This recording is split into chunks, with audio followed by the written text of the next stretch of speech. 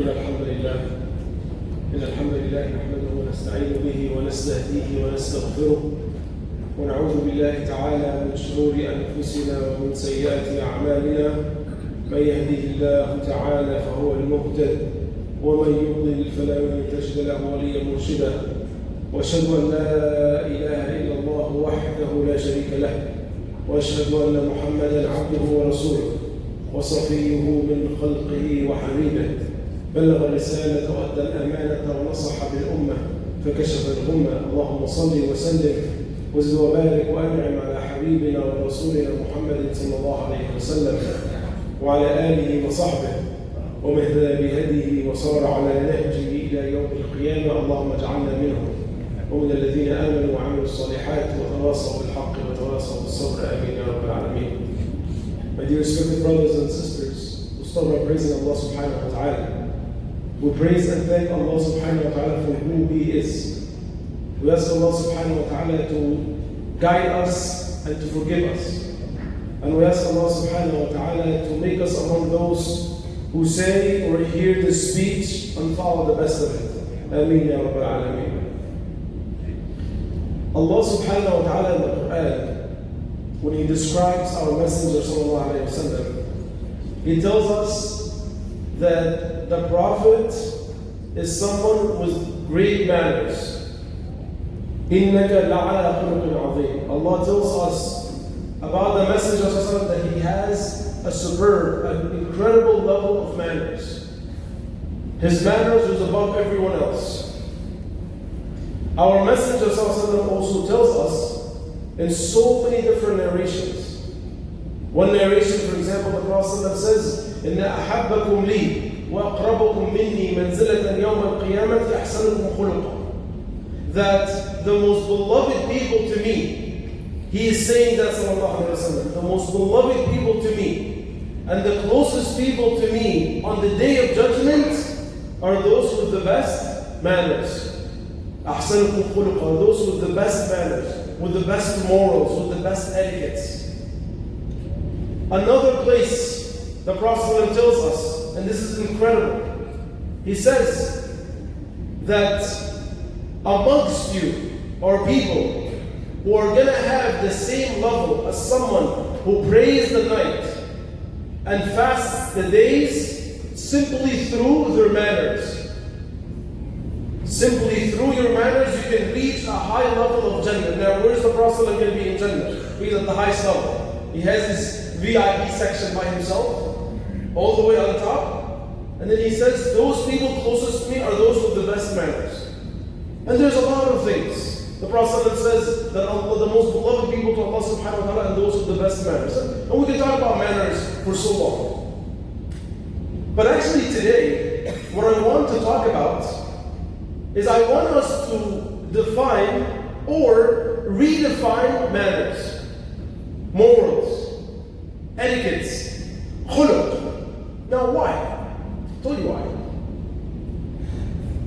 You find sometimes in our communities, not necessarily this community, but just in the Muslim community in general, you'll find two extremes of people.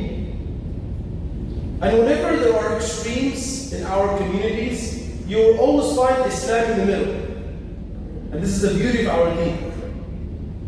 So you'll find some people who are memorizers of the Quran, they come to the masjid all the time, they pray every night here in Ramadan, they give a lot of charity, but the moment you start dealing with them, you start seeing a different picture. The moment you start dealing, let's say, with money, with them, you start seeing something's off. Something is just not right. When you start, let's say, you want to propose to their daughters, you start seeing a different picture. And you were like, I thought you were a religious guy. You pray, I see in the masjid all the time, you got the beard, you got the thumb, like, I thought you were going to be great. But the moment I got close, and we started having intimate, transactions together, I started seeing something different. And then there's another extreme. You also see in some communities, but mainly in the Muslim community, someone who doesn't necessarily come to the masjid. They don't necessarily pray. Maybe they're on and off with their prayers. But the moment you deal with them, they're like the nicest people, the most kind people, the people that you just meet and you love. And you're like, man, and even sometimes I hear this a lot more often among non-Muslims. Like you meet a non-Muslim and they're super nice. You're like, I just wish you're a Muslim. Because of how nice you are. You'll see this, and also you see that among Muslims as well. Again, they're super nice, they're so kind, they're so gentle. Right? They're so easygoing, they make you smile. But again, they don't necessarily pray. Maybe they'll fast some days. They don't necessarily pay their zakat. They're not upholding a lot of these, what we like to call it, rituals. And then they say, well, you have to have good manners. And the Prophet says, if you have good manners, you'll be closer with him on the day of judgment. And then you wonder, where is that balance? Where is the balance? Because you hear that the Prophet says you have to have good manners, you have to have good manners, you have to have good manners. Okay, I'm nice with you. Don't worry about my prayers. I'm nice with you. Then I'm going to be with the Prophet. But who are going to be the people who are closer to the Prophet on Jannah? The companions. But the companions prayed all night long. They paid their zakat. They sacrificed their lives, their money, their families for the sake of Allah subhanahu wa ta'ala. So you wonder, okay, then what does the word morality mean then? What does the word khuluq mean? What do manners mean? Because there is no way, brothers and sisters, and we all have to agree on this, there is no way that someone who does not pray 5 times a day is going to be closer to the Prophet on the day of judgment. Can we agree on that? Certainly. Because prayers is the foundation of our deen. Everything is built on our prayers. Our fasting 5 times a day, our prayers 5 times a day, our fasting the month of Ramadan, our zakat, our hajj. These are the pillars of our deen. And everything else comes on top after that. But also we have a really big part of our deen that is called khuluq, akhlaq, manners, that are also very, very important. Now scholars, they said, okay, let's define morality and manners the right way. And manners, brothers and sisters, are 2 categories. 2 categories. Number 1, scholars said, al-khuluq ma'al-khaliq. Your manners with the Creator, with Allah subhanahu wa ta'ala. The second is al-khuluq ma'al-khalq. Your manners, your etiquettes with the creation of Allah subhanahu wa ta'ala. I see some brothers standing in the back, so inshallah if I can ask some of you guys inshallah to move up a little bit, squeeze, maybe make some room. So inshallah as brothers come in, they can have some room. Jazakumullah khair. So there's 2 parts. There's 2 categories. The first category are manners with Allah subhanahu wa ta'ala. Now what does that mean? When I wake up for Fajr every single morning, it is me saying, oh Allah, I am obeying everything you told me to do. Or I am trying to do everything you told me to do. Because, oh Allah, you created me, you provide for me, and therefore I have to obey you. Because if I don't care about the rules of Allah subhanahu wa ta'ala, if I don't care about the commands of Allah subhanahu wa ta'ala, isn't that disrespectful to Allah? Of course. And let's not confuse us ignoring and us just failing or falling short. A lot of us fall short because we're humans. Some of us don't wake up for Fajr every single day. That's okay. As long as we keep trying. Right? Allah is not expecting us to be perfect. But what He expects of us is to respect and make a sincere attempt to follow every command He tells us to do. Every command. And we have to keep trying. And this is my relationship, this is my manners with Allah subhanahu wa ta'ala. This is my khuluq with Allah subhanahu wa ta'ala. Is that everything He told me to do, I know I have to do. Is hijab part of our deen? Yes it is. Is it an obligation? Yes it is. Do I have to pray 5 times a day? Yes. Is khamr haram? Yes it is. Is riba haram? Yes it is. That's it. I don't sit here and argue. Allah told me it's wrong, class. Allah told me I have to do this, okay. I'm going to try to do it. Now, am I going to fall short? Yes. A lot of us will fall short because we're humans, we're not perfect. But I can never take anything out of our deen and say, no, I don't care about it. that is extremely disrespectful to Allah subhanahu wa ta'ala. And we're going to give an example towards the end, inshallah, from the life of the Messenger sallallahu alayhi wa sallam. But when we're talking about manners with Allah subhanahu wa ta'ala, it is us upholding every command of Allah subhanahu wa ta'ala, loving it, believing in it, and trying our best to do it. This is manners with Allah subhanahu wa ta'ala. And it's a big part of our deen. It's a really, really big part of our deen. Because we cannot just think of our religion as just something spiritual, I'm supposed to feel good, and that's it. No. Not everything we're going to do in our deen are going to make us feel good. Even Allah subhanahu wa ta'ala tells the companions of the Quran, when Allah gave the command to the companions of the Prophet to go defend themselves in the battlefield and fight for the sake of Islam, when Allah gave them that command, what did Allah tell the companions? كُتِبَ عَلَيْكُمُ الْقِتَالُ وَهُوَ كُرْهٌ لَكُمْ. I have gave you the permission to go fight knowing that you don't like it. Allah tells the companions, I know you don't like it. وَعَسَىٰ أَن تَكْرَهُوا شَيْئًا وَيَجْعَلَ اللَّهُ فِيهِ خَيْرًا كَثِيرًا. Perhaps you hate something, but Allah puts a lot of khair in it. So not every command that Allah is going to give us is supposed to make us feel fly and feel great. No, it might not actually. But it's still part of our deen. It's still part of who we are. Our identity as Muslims evolves around what Allah wants of me. Because I have to love Allah in the way that He wants me to love Him. Not in the way that I want to love Allah subhanahu wa ta'ala. So when I am sitting, reading Quran, and I'm so into it, and I'm feeling so spiritual, I'm feeling so close to Allah subhanahu wa ta'ala, and it's time for salah, I have to get up and pray. Even though salah might not give me the same feeling as Quran, but Allah wants me to pray. So I'm going to get up and pray. Because this is what pleases Allah subhanahu wa ta'ala.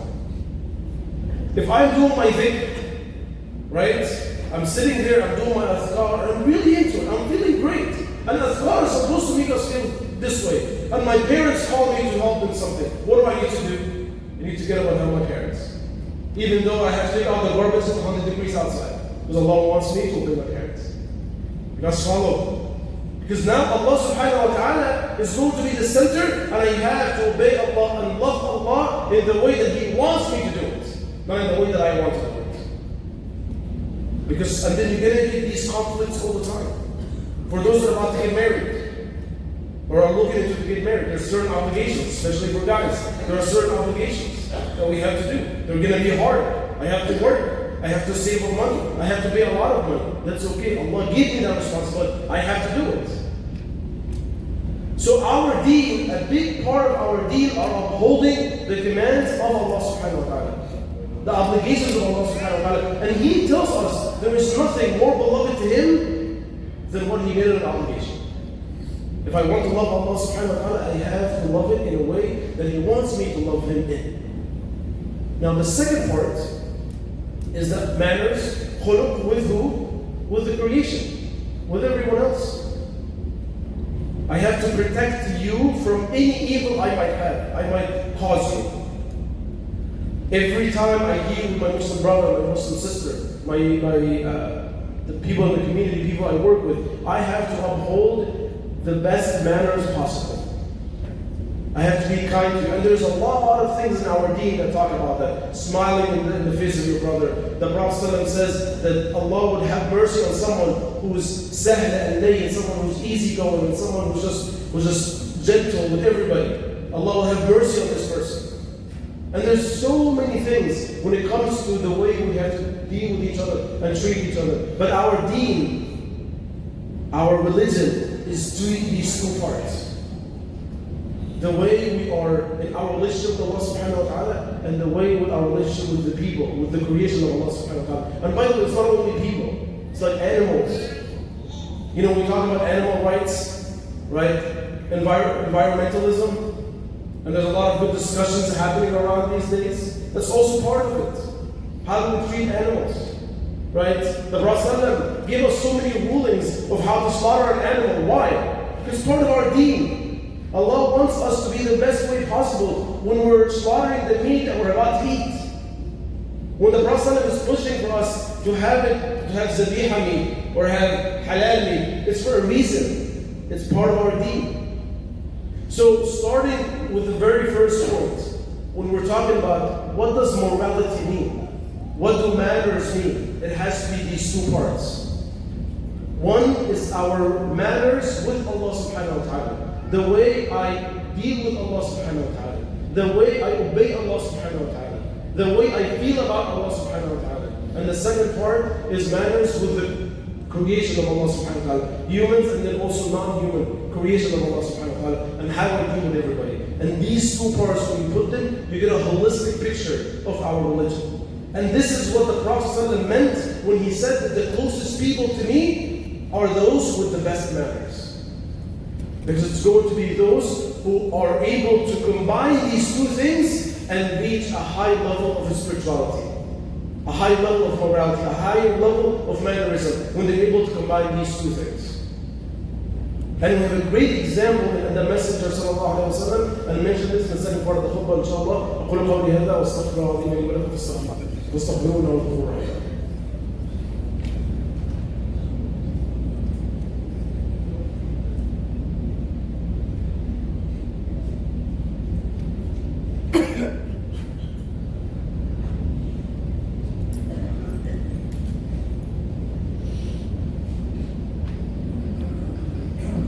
الحمد لله رب العالمين ولا عدوان الا على الظالمين والعاقبه للمتقين اللهم صل وسلم وبارك وانعم على حبيبنا ورسولنا محمد صلى الله عليه وسلم. Now, there's so many examples that we can use of taking a manner or a certain etiquette and applying it to both. Right? So one that inshallah I kind of want to spend the next few minutes on is being grateful. Just as an example. So being grateful is part of our deen. But when you look at the life of the Messenger sallallahu alaihi wasallam, you realize that he was so balanced, sallallahu alaihi wasallam, he was so perfect to be able to be grateful to Allah subhanahu wa ta'ala, and at the same time be grateful to everyone around him. For example, our Messenger sallallahu alaihi wasallam, our mother Aisha narrates this incident, very famous story. She said that one time the Messenger ﷺ was praying his night prayers. And he was praying for a very long time. To the point that his feet started to swallow and bleed. Because of how long he was standing. A lot of us don't know how that feels, but the Prophet did. Because he was praying for a very long time. So Aisha, obviously, is his wife. She knows his status. She knows he's the most beloved to Allah subhanahu wa ta'ala. She knows that he loves to pray. But she kind of wanted him to take it easy on himself. So she goes to him, she says, Ya Rasulullah, didn't Allah already forgive you?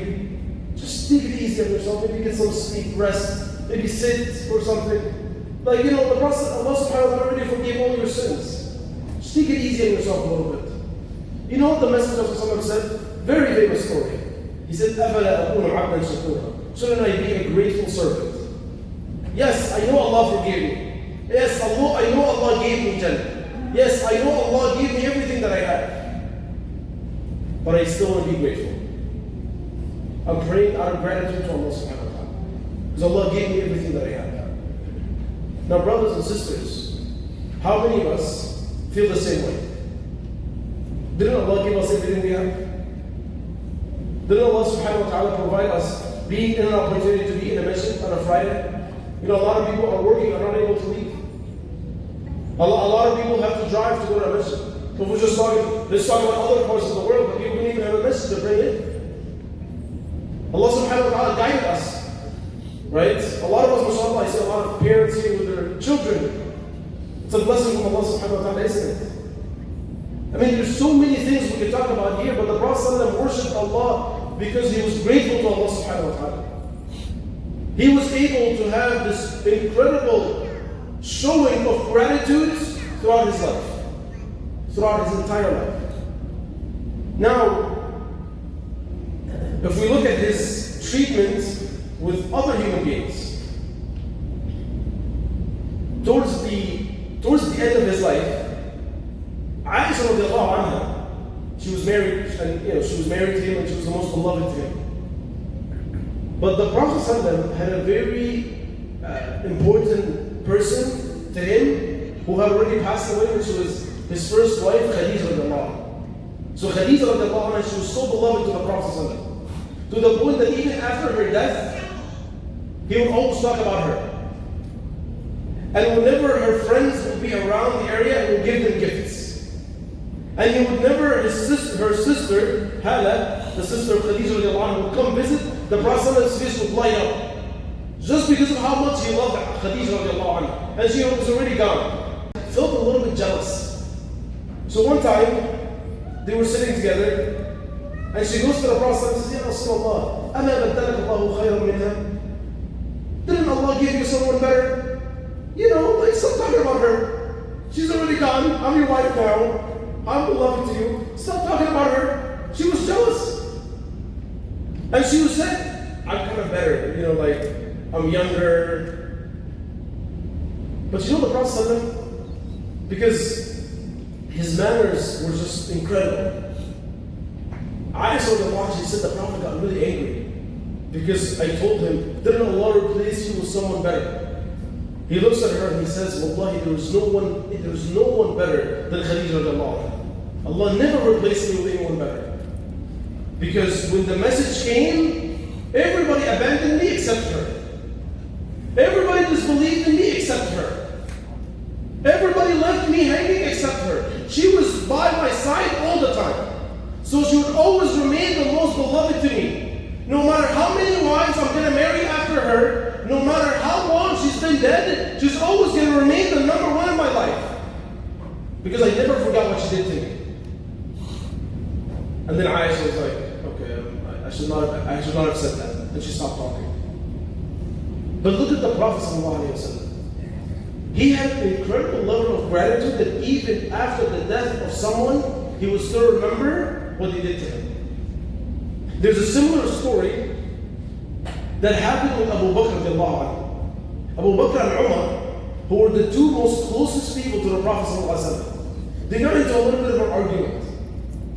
Right? So Abu Bakr went to Umar radiallahu anhu to apologize. And Umar said, I don't accept your apology.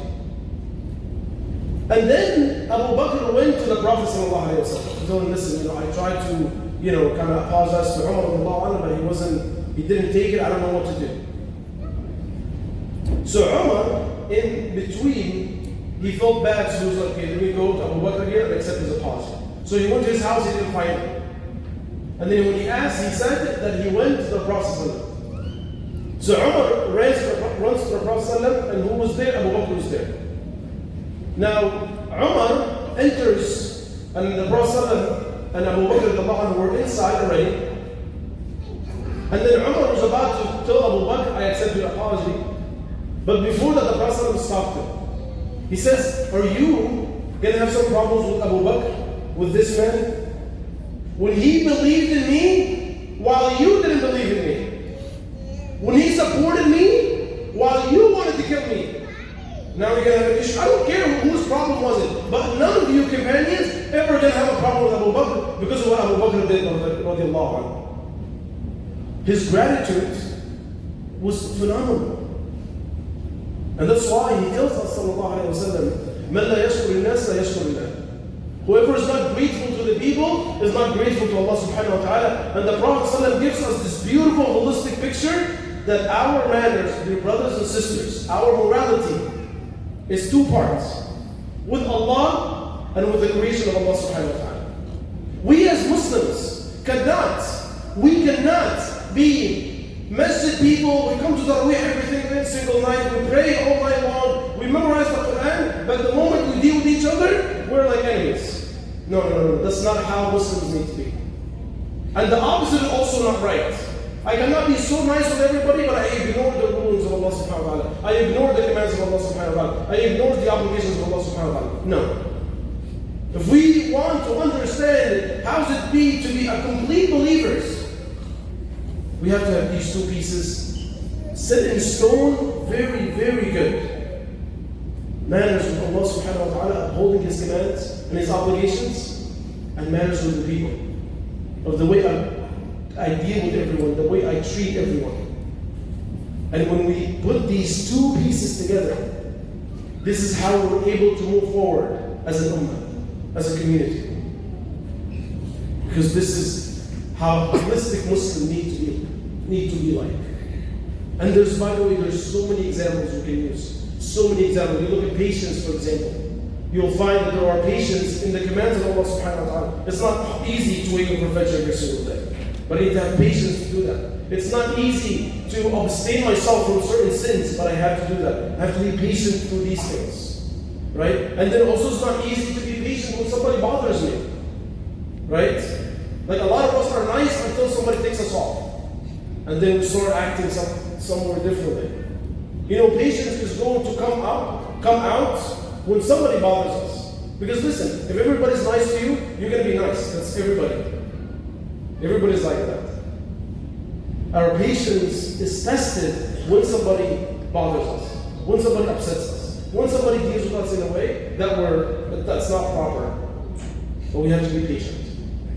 And there's so many things. We're going to really talk about so many different examples. But the point of my khutbah today, and what I want everybody to leave with, is us as Muslims, as believers, as followers of the Prophet Muhammad ﷺ, we have to have these two areas put together.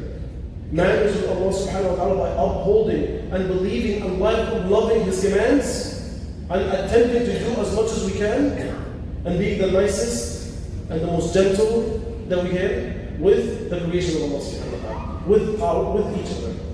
And this is how we can be, inshallah ta'ala, all of us at the closest place to the Prophet ﷺ in Jannah. I ask Allah subhanahu wa ta'ala to forgive us and guide us. I ask Allah subhanahu wa ta'ala to make us from the people of Jannah. I ask Allah subhanahu wa ta'ala to allow us to use what we learned today. I ask Allah subhanahu wa ta'ala to make us the closest people to the Prophet sallallahu alayhi wa sallam through implementing the sunnah of the Prophet Muhammad sallallahu alayhi wa sallam. اللهم اغفر لنا ذنوبنا واسرافنا في امرنا ويسر اللهم على الحق اقدامنا وانصرنا على القوم الكافرين. عباد الله رحمكم الله، يقول المولى عز وجل في كتابه الكريم قال نقول اعوذ بالله من الشيطان الرجيم ان الله وملائكته يصلون على النبي يا ايها الذين امنوا صلوا عليه وسلموا تسليما. اللهم صل وسلم وزد وبارك وانعم على حبيبنا ورسولنا محمد صلى الله عليه وسلم واقم الصلاه.